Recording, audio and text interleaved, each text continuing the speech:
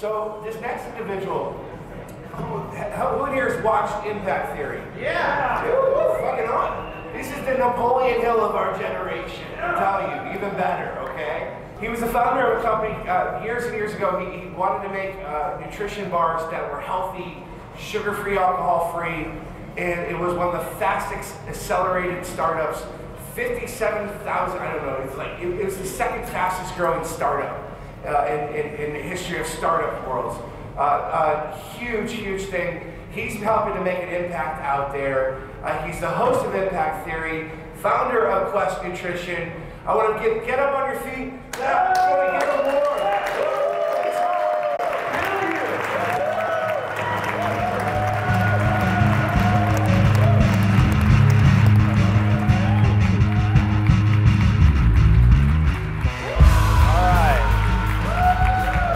Thank you guys, thank you. Okay, we're super limited on time, so I want to dive into this. We have 60 minutes to change your industry and hopefully change your guys' life. I have no financial incentive. I don't have anything to pitch. So literally, I'm going to be ruthlessly cold about the state of your industry and what I think you need to do if you want to make change. So I've been invited because I'm being called, by Tristan anyway, I'm being called a disruptor. And the way that we built Quest Nutrition, the way that we turned it into the second fastest growing company in America, we grew by 57,000% in 3 years alone in manufacturing, so hundreds of thousands of square feet, millions of dollars of equipment, all starting from a capital start of $10,000. So we ended up turning it into $1 billion company, and the way that we did it as three guys with no outside funding was by looking at the problem in a completely different way. Humans lead with belief. That may be the single most important thing to understand. Humans lead with belief, meaning you don't do something and then believe you can do it. You won't even take the first step if you don't believe that your actions will be rewarded with results. That's why so many people are paralyzed, because they think that they're not worthy, they know they're uneducated, they know that they're not the person that they need to be in order to accomplish. And the reality is you're probably not. The fact is your skill set has already taken you as far as it's going to take you. So if you are unsatisfied with where you are today, I have some horrifying news for you. I'll chase it with some good news. But first, let's start with the bad. The bad news is your life is an exact reflection of the choices you've made. That's it. It's not circumstance. It comes down to skill set and choices. You've chosen to build a certain skill set. You've chosen to do certain things, take certain risks, place certain things safely. Whatever the case may be, those were all choices. Now your life is a reflection of that. What I want you to understand, though, the belief, the only belief that you need to have, that thing that is going to allow you to take that first step, is not to believe that you're capable of what you're trying to build, because we all know you're not. I knew that I wasn't when we started Quest. I knew I wasn't the person that I needed to be. I understood that. It just didn't paralyze me, because I believed one thing. And if you take nothing else from what I say today, burn the following statement into your soul. Humans are the ultimate adaptation machine. That's it. Charles Darwin is often misquoted as saying that it's the strongest of the species that survive. He never said that. What he actually said was, it's not the strongest of the species that survive, nor the most intelligent, but rather the most adaptive to change. We're the apex predator for a reason, because unlike any other animal, we have the ability to go in any direction we want. We're the only species that you can find anywhere. At one point, James Cameron was actually at the bottom of the Marianas Trench. We can thrive anywhere, from Inuits living in the tundra to peoples that have survived in the desert, because humans adapt. That is the fundamental nature of what we are. When they first decoded the human genome, what they thought they were going to find was all this complexity, all these genes. They decoded the onion. They saw that it had 40,000 genes. And then they decoded the human genome, and they found that we had 20,000 genes. And they said, how's that possible? How is it possible that an onion is more genetically complicated than a human? But what they didn't realize was all that stuff that they were discarding as junk DNA is epigenetic signaling. We have this massive amount of code that all it does is it tells those 20,000 genes how much and when to turn on or off. We are designed to adapt. So wherever your business is now, whatever your skill set is now, whatever your vision of yourself is now, you can change it. You can become anything you want to be. But life is going to ask you one simple question. What price are you willing to pay to get there? And that's it. That's the hard truth. If you're willing to pay the price, then you can become whatever you want. You can become truly capable of the extraordinary. But you've got to go through the process of building that skill set. You've got to be willing to stare nakedly at your inadequacies, to understand that you aren't yet the person that you want to be or need to be to execute against your goals, but that you can become that person and then start walking down that path. And day by day, brick by brick, build the skill set that you want. Now, I'm going to be talking for 20 minutes, and then I'm going to take Q&A. And what I want to do in that time, remember, I'm not in your industry, and yet, each and every one of you, there are no restrictions. You can ask me anything you want about how to grow your industry. And at the end of that, if I've done my job, you guys will have a vision for your industry that is radically different. And as foundation for our conversation, I want to tell you my own journey. I started out as a filmmaker. I went to USC Film School. I was one of 4 people. Only 4 people get chosen to do a senior thesis film at USC. USC Film School is statistically harder to get into than Harvard Law. I was one of only 4 chosen for a senior thesis film. I thought my life was set. I thought I had natural talent. I could just roll up and do whatever I wanted, and it would be golden. And up until that final film in my senior year, I was proven right. I just kept getting selected. Everything I was doing was working. And then my final film was so bad, and I fell on my face so embarrassingly, that people were actually cutting my film into small reels to make fun of it. And it was so embarrassing to me that I stole the master so that no one could ever see it again. And I went into crisis. And I graduated film school. I didn't have any money, no more support from my parents, and the 3-picture deal that I thought I would walk away from film school with evaporated when I ruined my final film. And I realized in that moment a very hard truth. I wasn't a talented filmmaker. That was just the truth. The world wasn't conspiring against me. I wasn't good. And because I wasn't good, I didn't make a good film. Because I didn't make a good film, I couldn't advance my career the way that I wanted to. And because of that and having a fixed mindset, meaning I believed that my talent and intelligence were fixed traits, they were given to me at birth. I didn't understand that I was the ultimate adaptation machine. I could become anything. I didn't know that. So I laid on the floor of my unfurnished apartment, not knowing what the hell I was going to do with my life. I felt so lost and hopeless and terrified. I wasn't able to pay all my bills. I didn't know how I was going to survive. Ultimately, I meet these 2 guys. Very successful entrepreneurs. And as a kid, growing up in a morbidly obese family that was a little chubby myself, I had promised myself 2 things. My family also bordered between blue collar and white collar. 2 things. One day I would be rich, and one day I would have 6-pack abs. I had no idea how I was going to get there, but I was committed to those 2 things. So when these 2 guys came into my life, they were very successful entrepreneurs, and they were bodybuilders. I literally couldn't believe it. I was like, this is crazy. This is the 2 things I told myself I would figure out. And they said, look, Tom, you're coming to the world with your hand out. You want to make art, you have to control the resources. So come with us. We're about to start this technology company. Get rich, and then you can go back and build a studio. And I thought, that's brilliant. It's exactly what I'm going to do. I thought it would take about 18 months. So I joined them, and they said, look, you're starting as a copywriter because that's the only thing that we can justify paying you for. But don't think of yourself as a copywriter. Understand, you can become any role in this company that you want. You just have to get the right skill set. You've got to become the right person for that job. And so I took them seriously, and I busted my ass, and I got better. And over a period of about 6.5 years, I became the chief marketing officer in the company, and they gave me 10% ownership in the company because I was working that hard. So at that point, 6.5 years in, I'm a multimillionaire on paper, and I'm completely miserable. And I realize I'm living the cliche of money can't buy happiness. This can't be real.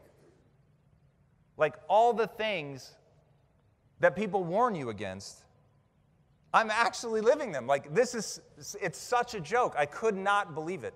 And so I went to my wife, who, by the way, her father did not want me to marry his daughter. And he said that very plainly. And I remember telling him, sir, I know what you see right now is a broke kid, but I'm the most ambitious person you've ever met. And one day I will make your wife rich. Now imagine those words hanging in the air. And I'm a multimillionaire on paper, but in real life, not so much. And I walk into my partners, and I tell my wife, I say, look, I want to be happy again. This is so miserable. Marketing a product that I don't believe in, pushing something that I don't think is adding value to people's lives, I can't do this anymore. And she said, I totally get it. I bet on you. So I go into my partners, and I say, here's the equity back. I literally handed back $2 million. I said, I need to go do something that gives me more energy than it takes. I need to be passionate about what I'm doing. And they were completely caught off guard. And I left. I'm driving home. I'm on the phone with my wife. I did it. I quit. That's the hard part. These guys are like my brothers. I've been working side by side in the trenches with them for 6.5 years. And as I'm telling her that, my phone rings. And it's them. And they said, come out to dinner with us. And for love of the brotherhood, for the connection that we had, for them helping to transform my life, for showing me how to control my destiny, for showing me that I could adapt, for showing me that I could add any skill to my life that I wanted, that I could completely change my body, my mindset, everything. I went out to dinner. And they said the words that ended up changing my life. They said, we could do this without you, but we don't want to. And all of a sudden, that let me connect to something other than the money. It wasn't about getting rich anymore.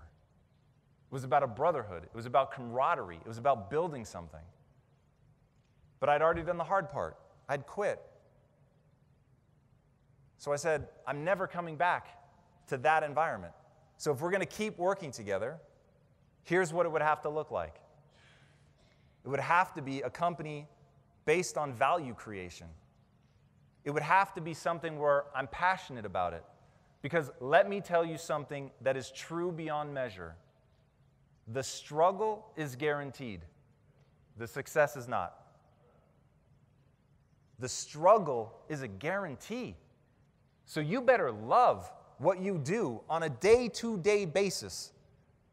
Read Eckhart Tolle's The Power of Now. The only moment that's real is right now. Now follows you.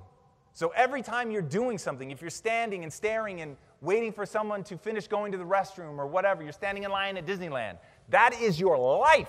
That is the sum total of what you are about in that moment. And life is simply a string of those moments. And so you've got to start asking yourself, am I using those moments wisely? And I knew I was never going to go back and chase money. I needed to, in the moment, feel good about what I was building, feel good about how I was contributing, be lit up with passion. And let me tell you, passion is not something you were born with. It drives me nuts. Everybody thinks they're going to turn inside like an archaeologist and find that thing, their deepest passion, the thing they always loved, hiding inside. As soon as you say it, I hope it sounds ridiculous, that you would love something that much and yet somehow be blind to it. It doesn't work like that. It's like real love. You've got to go on a date first. You see somebody you're interested in. You talk to them. It sparks something. You spend time. You engage. And through that process of engaging with it, maybe, if you're lucky, it turns into a fascination. But if you really want a passion, you've got to go through the process of gaining mastery. And mastery is the part of the relationship in business or in romance where everybody falls apart, because it's where the work starts. It's where you have to do things long after it stopped being fun.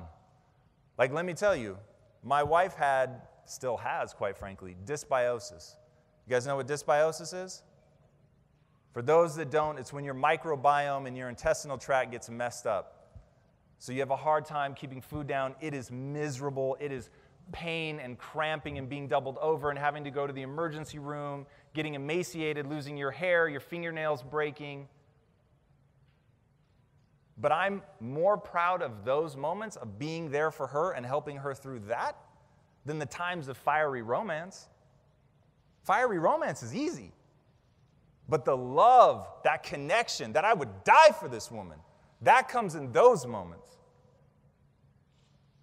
And the same is true in your business.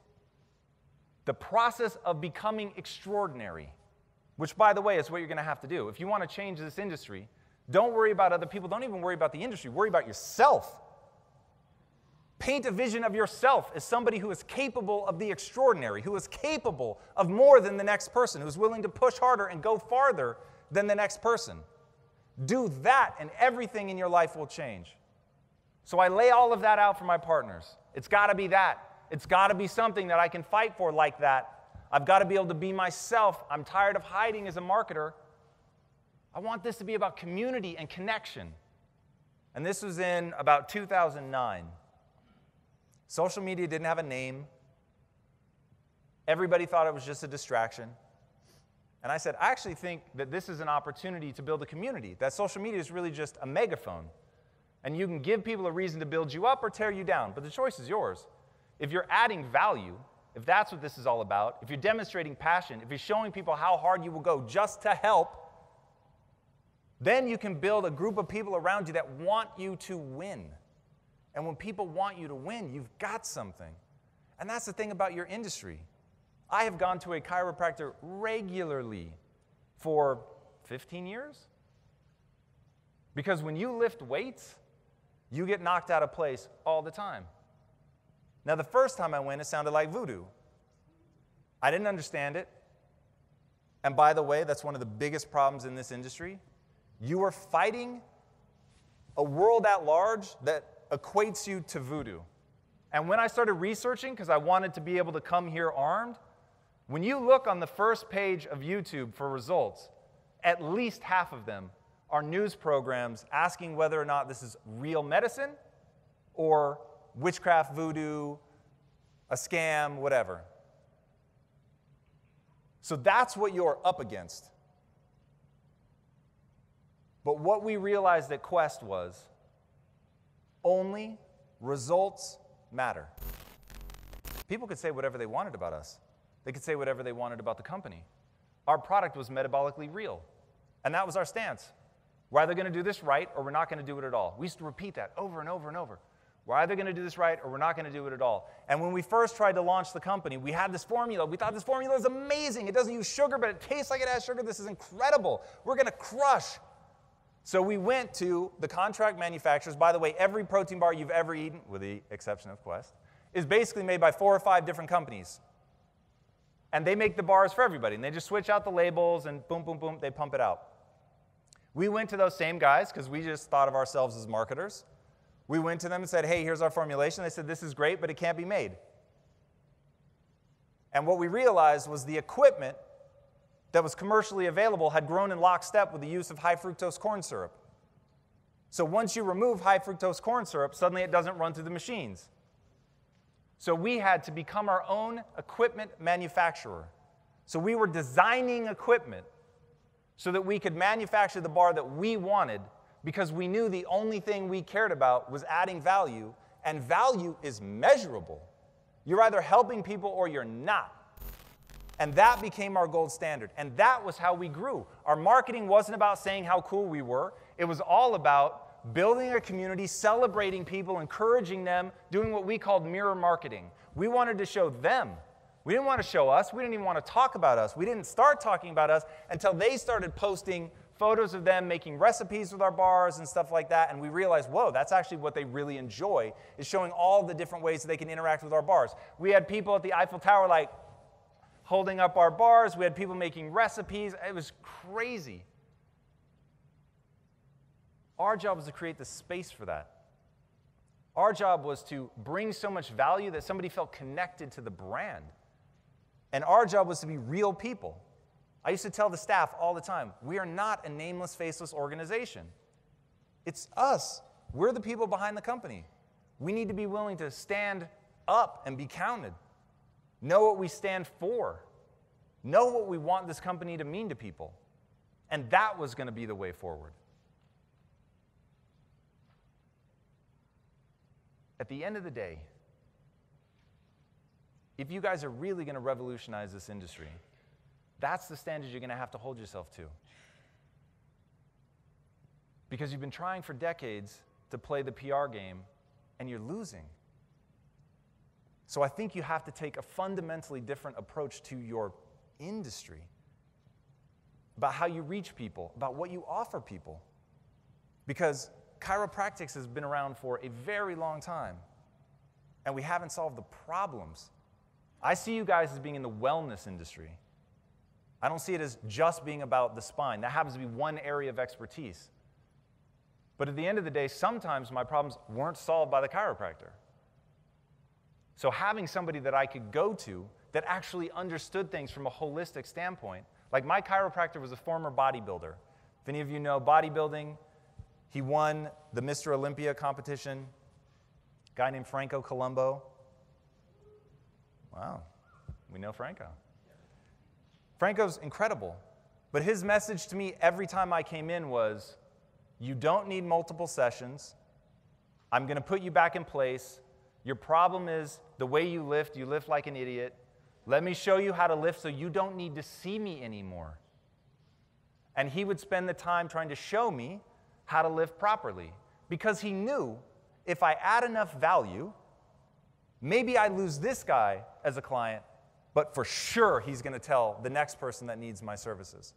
And so we had half of our company going to Franco because we believed in it so much, because it added value, because it worked. So I can go on national television and say, yes, chiropractics works for some stuff, and it's worked incredibly well. But having that testimonial where somebody's not incentivized to say something nice and they say it anyway, that's how you get big in the age of social media. All right, with that, I want to open it up for questions. Hit me up. As far as having a new idea that people within the profession, within your own field that should be on your team may not like, there's a conversation in chiropractic going on right now. We have negative brand equity. It's no secret. Most people that don't know what we do think that it's not good. There's a conversation going around of, should chiropractic shift to calling ourselves doctors of vitalism? Should we identify with a different name first so that you don't instantly say, oh, I'm a chiropractor, and they just automatically go towards, oh, so you crack backs, or I heard so-and-so got a stroke, or whatever. From the outside looking in, and from someone that's super successful and speaks to so many successful people, what do you think about that idea? And when would be the time to make a shift like that, if that time were to come? What are some of the signs? Is that even an idea of a good strategy? Should we rebuild the ship of chiropractic, or should we continue to do what we're doing but throw a different label on it so that we're not starting already in the loser's bracket? So I personally wouldn't worry about doing a rebrand, because you have fundamental problems that you're not addressing.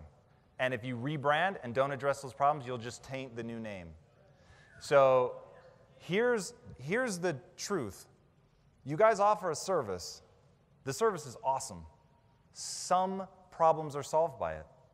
And if you stay in that lane of, we only address problems with this that it actually fixes, and we don't start veering into other stuff that maybe it fixes or maybe it helps with. Like, if I were an outside consultant, man, I would just get real raw and be like, drop that woo-woo shit. Like, stick to alignment, right? Like, stick to the things where it's really easy to show people this is what happens. You get, like, this is how Franco explained it to me. Dude, your body is like, it's so fucking connected, and the second you lift funny or one side of you gets stronger than the other and it pulls like a vertebrae a little bit out, then it's like the other side's trying to compensate, or your muscle goes into spasm, and it was like, yeah, that's actually exactly what it feels like. It feels like it's firing randomly. he was like, that's because it is. And so what I'm going to do is I'm going to pop you back. It's going to slide back in. The muscles will be imbalanced. Neither of them are going to be pulled in the other direction. And literally, as soon as he did it, it felt better. And so it was like, oh, he told me exactly what was going to happen, what I could expect, and it happened. And by the way, this is another one, man. You got to know your shit. Like, this is one where, with the compassion in my heart, I actually wish this weren't true. But the reality is, the reason that there will always be a hierarchy in things, because there's so much compassion and beauty in this industry, like that is one thing I resonate with really well. Like, you guys really get purpose and all of that. At least the heart of it. I think there's people doing some iffy stuff that's really causing you guys a lot of reputational damage. But I know how many of you really have heart and really want to see people do awesome stuff. But even with that, if you don't know your shit, like, I can't tell you how many times my wife and I have told stories about Franco. I have not said a word to this man. I walk in the door, and he was like, oh, you messed up your scapula doing deadlifts or whatever, right? And I'm like, how the hell do you know that? I literally just walked in the door. And he's like, oh, the way that you're holding your shoulder, blah. And then he would pop it, and I was like, whoa. So he could see stuff. My wife, the same thing. Oh, you've come in for, like, your back, but it's actually your psoas or whatever, right? And he would just nail it, because he knew it that well. Now, Franco's a guy who used to pose as an anatomy chart in his chiropractic college. And he said, and if you've ever seen Franco in his prime, you would know why. He literally looked like an anatomy chart. It's crazy. And he said because of that, for hours, class after class after class, of just standing there and being a model and showing them muscle separation and where everything is, he was like, I got to hear the classes over and over and over and over and over.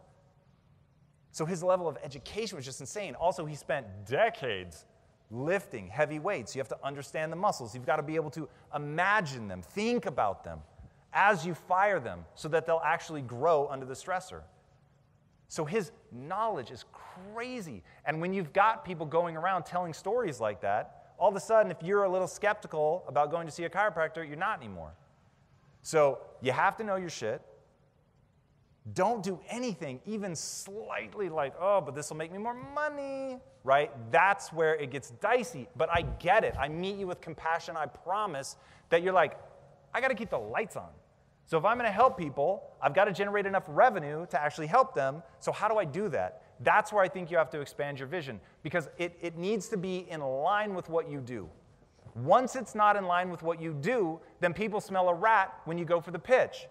They're like, oh, man, this isn't real. Like, this is a true story. Really think about this for a second. Remember, I was chasing money. I wanted to be rich, rich, rich, rich. I finally get rich, and I realize, oh, my God, this is leaving me so unhappy. I want to do something that helps people. I want to add value. I want to be passionate. So we said, when we started Quest Nutrition, we made protein bars. We got everybody together on the support staff, and we said, if anybody ever calls in and says, how do I lose weight? The answer is, and I quote, boiled chicken breast and steamed broccoli. Not because we sell boiled chicken breast and steamed broccoli. We didn't. Because it's the real answer. And so I want you, above all, to focus on truth. So that they may walk out of your clinic, they may never come back because you either solved their problem or you weren't going to be able to solve their problem. You knew that, and so you sent them elsewhere. But that person becomes a referral. If you're taking notes, write this down. Never, never go for the sale. Always go for the referral. Never go for the sale. Always go for the referral. When that person believes in you, they trust you, you had a moment to monetize them to get the quick dollar and you didn't, that person now wants to give you money. It's literally incredible. And I can't, I'll give you guys an example. So I create content now. I create a lot of content. I put about 5 to 7 hours, depending on the week, of content out every week. And I don't monetize it. I don't charge anything for it. And I know people are waiting for the other shoe to drop. And at the end of this, you're waiting for me to hit you up with something, anything to buy for me. There's nothing. I want to add value. Now, my full disclosure is one day I may have an ask, because my new thing is creating movies. And so maybe one day I just want you to tell people that the movie exists. I don't even need you to go see it, but if I've ever added value to your life, just tell somebody it exists so that I can find my audience. I'm not joking. I have had people show up at the gate to my house saying, I just want to work for you for free because I dig what you're doing. 3 or 4 people have come up to me in the back already just since I was here and saying, thank you for what you do. That's it. Thank you for what you do. Imagine that. But that's the world we live in. That's the opportunity that you have, is to just play the long game. And I don't believe in patience. In fact, I have a shirt that says F patience. I am not a patient man. I am the least patient person you are ever going to meet. I am actively anti-patience because you will accomplish nothing in your life if you're patient. Nothing. And anybody that tells you to be patient, I want you to be immediately skeptical. But what I always do is I play the long game. I play the game of reputation. That's what you guys have to do. You're in a battle for your reputation. And I would say the thing that you guys need to do is turn inward and not tolerate it. You just can't tolerate it. If you've got people in the industry, like you guys are going to have to decide what you really believe is core to being a chiropractor, what your actual value proposition is, and anything outside that, we got to nip in the bud. Because that's what's damaging your reputation.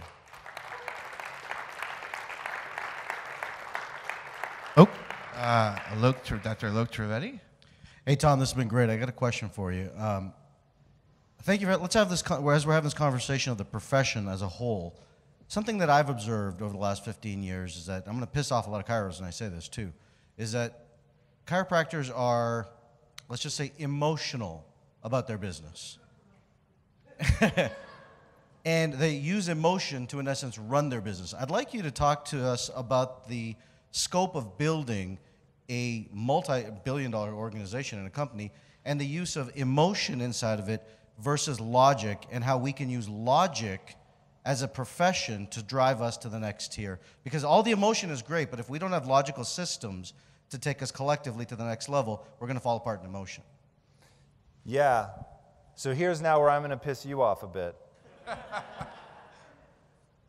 At the end of the day, the only thing that matters is how you feel about yourself when you're by yourself. Everything else is just you're trying to find a way to fill your day that's meaningful to you. So meaning and purpose, which I would say are just core in the emotional center of your existence, that's all that matters. Now the question becomes, how do we use logic? How do we use systems to scale our meaning and purpose? It's rare that you meet somebody that doesn't want to touch more lives, that doesn't want to help more people. And one thing, I really hope what I incite here is a riot of compassion. Compassion for the people that are selling like dodgy shit, because you know why they're doing it. They're not sinister, they're not evil, they want to keep the lights on, they want to buy dope Christmas gifts for their kids, they want to take a rad vacation, right? Like, I get it, we all get it. So meeting people with anger and rage and all of that just is not going to play out, and it's going to just further divide your industry. You guys are going to have to come together and be understanding of how we ended up here. But then, to his point, we have to be deploying things that actually allow us to scale. So when we were scaling Quest, scaling that fast it's almost comical. Like I was in a never-ending state of hiring. We went from 1 employee to 1,400 employees in about 4 years. Do the math just on how many people you have to hire a day. It's crazy.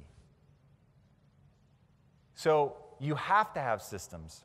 You get to the point where you're only as good as what you write down. You guys can't have a gentleman's agreement in the industry. You need a declaration.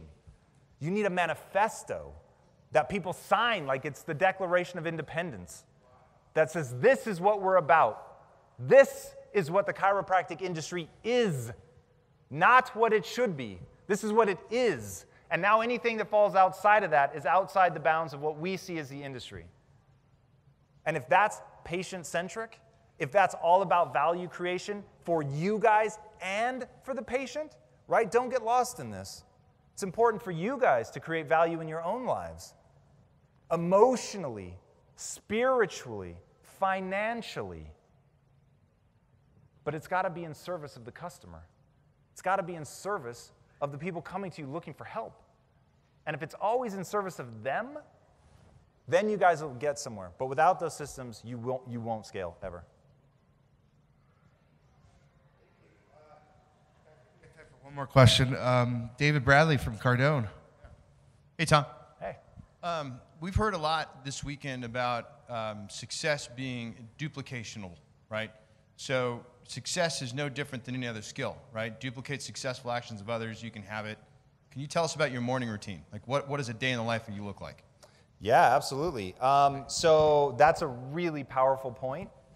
And habits and routines are, I am basically a bunch of habits and routines duct taped together. That is my life. I am profoundly lazy by nature, and that's true. My own mother, when I left for college, my mom basically kicked me out of the nest. She forced me to do it. I didn't want to leave, and I was just having a panic moment. Confidence was nothing. And she said, you gotta go do it, gotta chase your dreams. And then, so I did, and I left. And then she has spent every day since then trying to get me back. And I said, Mom, this doesn't add up. You were the reason that I left. I never would have left if you hadn't forced me to. And she said, with no malice in her heart, I was just assumed you were gonna fail. And I was so grateful in that moment for that raw truth, because that really is who I was then. And what I want people to understand, because it's easy for me, because I used to be about 60 pounds heavier. It's easy for me to show you me 60 pounds heavier and then the abs, like people get that. They don't get the mental and emotional transformation. It's hard to visualize. But the reality is, I was lazy, I was undereducated, I didn't have confidence, I felt like the dumbest person in most every room I was in. I was not voted most likely to succeed. I got a 990 on my SATs and I took it twice. I wasn't the person you would circle and say, watch that guy. I used to wear clown hats, I'm not kidding, like as a regular fashion statement. And that's where I started. And then I realized humans are the ultimate adaptation machine. I can change in any direction that I want. And the way that I did the change was habits and routines. So this is how I rock every day. I am in bed by 9 p.m. like it's a religion. I do not set an alarm. So anybody that says that's impossible, I built a billion-dollar business without setting an alarm. You can do it, but you're going to have to go to bed early. And you're going to have to go to bed and leave yourself enough time to get the sleep that you need. Now, why am I so obsessive about sleep? Normally, entrepreneurs, it's all about, man, do whatever it takes, stay up, burn the midnight oil. I'm telling you right now, that is a fool's errand. Because your brain is how you experience and function and build and do all the incredible things you want to do. And if your brain is functioning suboptimally, you are never going to get where you want to go. So I prioritize sleep. The next thing is I immediately go to the gym. I hate the gym more than you know. And people that say that they get an endorphin rush, like my wife seems insane to me. She's like singing in the gym and having a great time. I'm like, this is crazy. You seem like a nut job to me. But she's like, oh man, it feels so good. And I'm like, literally every set hurts. I don't know what you're talking about.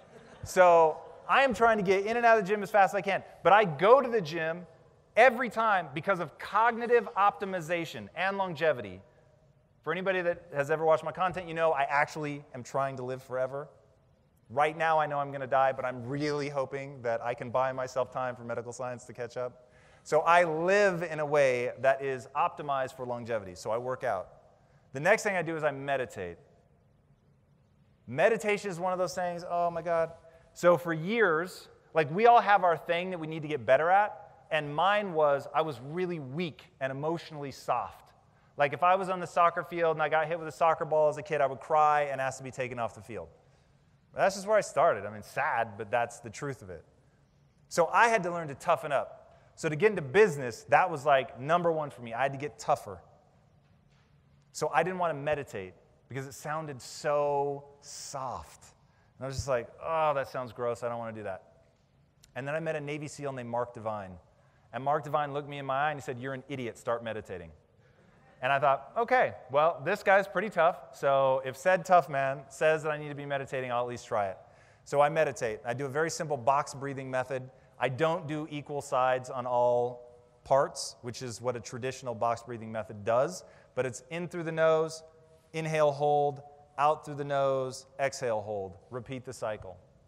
And so I do that for about 20 minutes. The reason that I do that is because it puts your brain in an alpha wave state, which is known as calm and creative. So you're not getting sleepy because if you're following my protocol, you're very well rested. You're getting the sleep that you need. It's amazing. You're always full of energy.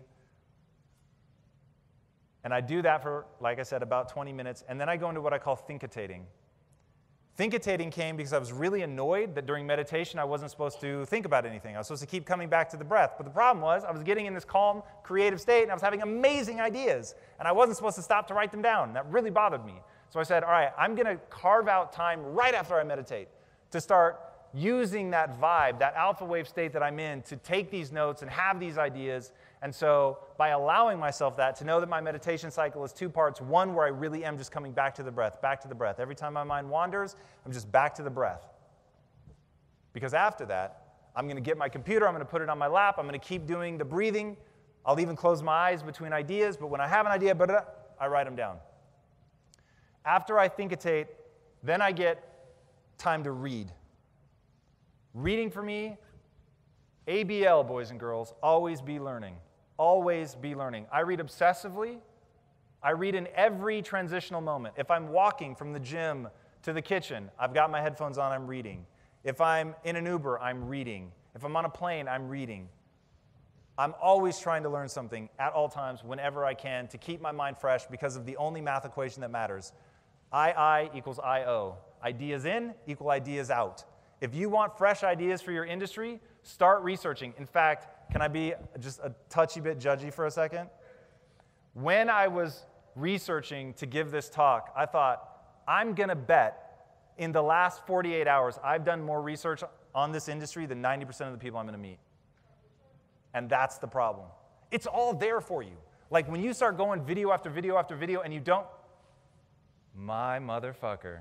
What is up, dude? It's good to see you. Are you speaking? Oh, you guys are in for a treat now. So when I was doing that research, I thought, all right, this is incredibly powerful. Going result after result after result. And because I'm not trying to do confirmation bias where I only see what I want to see. I wanted to see the truth of the industry. I thought, wow, it's all laid out right there. So I spend a lot of time reading, and then notice I haven't said I eat yet. Then I go get ready for work. Then after all of that, by this point I've usually been up for about 4 or 5 hours. Then I eat. So I do an intermittent fasting protocol. I dip in and out of ketosis. So I usually do 1 week of ketosis where I have ketones present in my bloodstream, which we don't need to go into what that is. If you know what it is, you know. If not, you can look it up. And then I do a higher protein cycle after that. But I always postpone my first meal as long as I can. I'm usually up around 4 a.m., so by the time I eat, it's usually 8 or 9. I don't take meetings ever before 10 a.m., which means from 4 to 10, I have 6 hours where I do what I think is right for the business. I keep a list, by the way, of important things. You should always have a list of important things, so you never have to think, hey, what should I be doing? You go immediately to your important things list. It should be a list of execution, not of thought. So it is things to do to move your business forward. And you should live obsessively in that list. Then by the time 10 o'clock rolls around, all my employees are there, and then I start taking meetings. You'll also notice I did not say I check email. I respond to about 5 emails a week. Email will be the death of Western civilization. I promise. Get out of your email. In fact, I want to give you guys the gift of shame. And what I'm going to say is every time you check your email, I want you to feel an overwhelming sense of shame. Because in those moments, what you're saying is someone else knows better how I should spend my time than me. That's what checking your email is. It's totally reactive. Now I get it, you're not going to get it down to 0, but man, it should be close.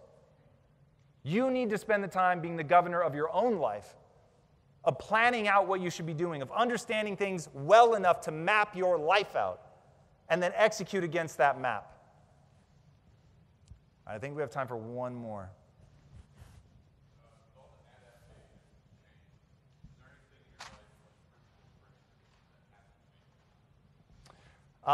So if you didn't hear, are there any principles I have that haven't changed?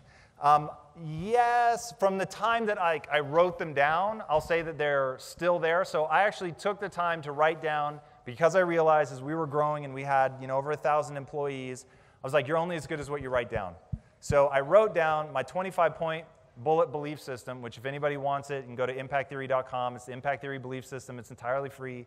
And that is, as of right now, how I think. But I'm desperate for Tucker Max to tell me how I'm wrong so that I can change those. Because when you have people in your life that push you, or you read a book and it opens your eyes, like a book in a box, then you can really be transformed, truly. So I'm always hungry to see my thinking evolve, to see it be pushed. So I don't hold on to anything as dogma. In fact, I am terrified of dogma. And one of the first video posts I ever did was say, look, I'm going to come at you strong. I'm going to tell you what I believe. But the second I believe something new, I will change. So if you've latched on to something I said 6 months ago and I contradict myself 6 months later, brace yourselves. Because I'm trying to change. And to quote Jay-Z, you think I work this hard to stay the same? All right, thank you guys so much. Thank you. Thank you so much. My pleasure. Thank you guys. Thank you.